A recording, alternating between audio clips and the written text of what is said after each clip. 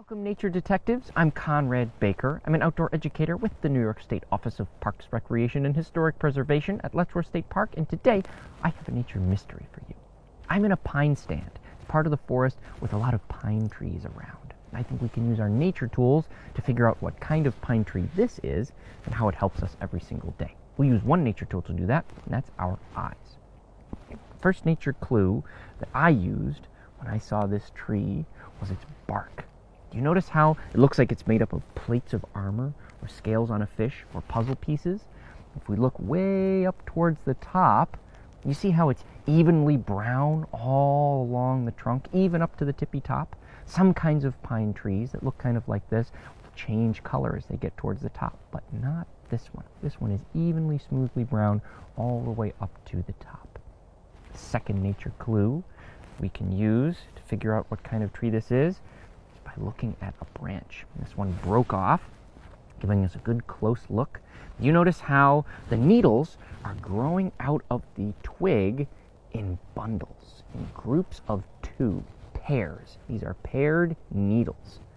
And the third nature clue, if we gently pluck off one of these pairs of needles, hard to get your fingers down in there.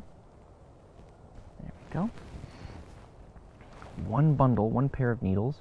Do you notice how it's much longer than my pinky finger? Some other kinds of pine trees have needles that are bundled in pairs, but those needles are about the same length as my pinky, not way, way longer. This is more than twice as long as my pinky. Let's put all those nature clues together. We have a pine tree with a nice platey armory bark that's evenly brown all the way to the top. The needles are bunched in pairs, and each needle is longer than my pinky finger. This must be a red pine. Red pine trees are really important trees in this part of Letchworth State Park because this part of the forest is very young in the grand scheme of things. About 90 years ago or so, a blink of the eye, in geologic time certainly, this part of the forest was a farm field. About 90 years ago, in 1933, a group of very young people was brought together and they started to reforest this area, try to plant trees to take it from farm field back to forest the way that it was before the farms got here. And that group was called the Civilian Conservation Corps. It helped very young people, maybe 17 or 18 years old in some cases, to get jobs and to reforest this part of the park and all across the entire country. The Civilian Conservation Corps had camps throughout Letchworth State Park, some of which you can still see the chimneys of today. Red pines were chosen by the Civilian Conservation Corps because they were cheap, they were inexpensive to get, and they grow very quickly. Only 90 years ago, these trees were about this tall. And now they're towering over our heads. They are absolutely mature adult trees. The most important job that they've done for us over the past 90 years is shading the ground and making it more of a welcoming environment for maple trees and other different kinds of trees that human beings really love and that nature benefits from, the ecosystem benefits from, to take root and start to grow as tiny little saplings, starting to return this area back to a forest ecosystem. There are lots of different kinds of pine trees that will grow around here, not just red pines. That imposter tree that I was mentioning before is this one here, the Scots pine, sometimes called a Scotch pine. And you notice how, again, very tricky, these needles are also growing out of the twig in bundles of twos, but each needle, if I pluck a group of needles off of this guy, each needle is about the same length as my pinky finger there. Not much longer. This one needle is pushing it a little bit longer, but not much longer. Not like the red pine, which was way longer than my pinky finger.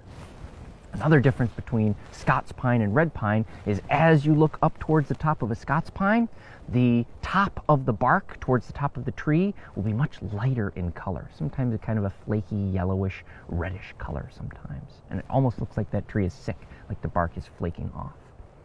You'll also see in this part of the forest a tree with these nice, long, wispy, softer needles. And they're growing in bunches of fives. So if you look closely at this one, there's no mistaking it. Bundles of fives. This must be a white pine tree.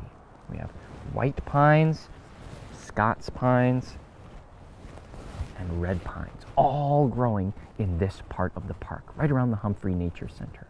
And they're not all pine trees that grow around here. There are so many other kinds of evergreens that live around here, but what sets the pines apart from other kinds of trees is that the others don't have bunched needles. You see how these needles are all coming out of the twig, one next to the other. They're not in bundles, they're evenly distributed along the twig, not growing out in little tufts and bunches, but all the way along.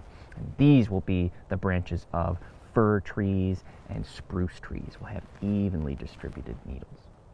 All of these kinds of trees, the spruces, the firs, the different pines, they all have relatively soft wood. They're generally referred to as softwood trees. They're very useful as lumber, as wood for us to build structures out of. Sometimes our houses, sometimes big garages, warehouses, public buildings, businesses. Really important to have good, strong wood that will survive a long time and is generally pretty straight. A lot of these trees tend to grow pretty straight.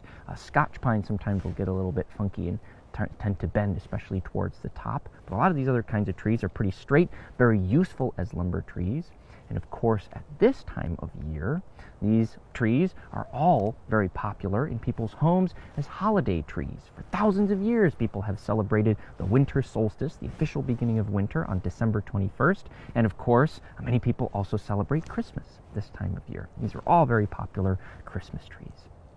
Well, thank you very much for joining me for today's Nature Mystery. This is a very special Nature Mystery today. It's our 50th Nature Detectives video. So I want to thank you very much for following us all this way. Look forward to many more Nature Detectives videos in the future. If you have any questions about any kinds of the pine trees that we talked about today or any other evergreens that grow in New York State, please put a comment in the comments section below the video. Share this video with your friends to put their nature detective skills to the test. And as always, like Letchworth State Park's Facebook page to stay tuned for more nature mysteries.